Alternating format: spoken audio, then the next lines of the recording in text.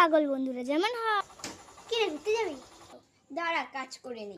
পরের দিন কি রে চল একটু পাড়ার দোকানে চা খেয়ে আসি। দাঁড়া ছাগলগুলোকে আগে ঘরে থেকে।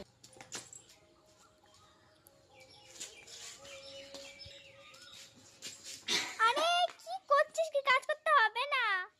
না না কাজ না করলে বিপদ সামনে। হ্যাঁ কেন যে কাজ করলাম। কি রে চল।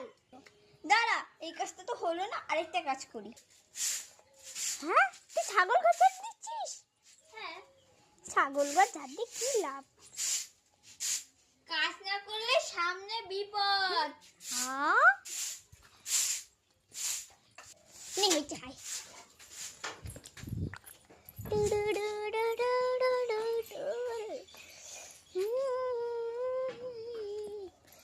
কত আম, কত আম।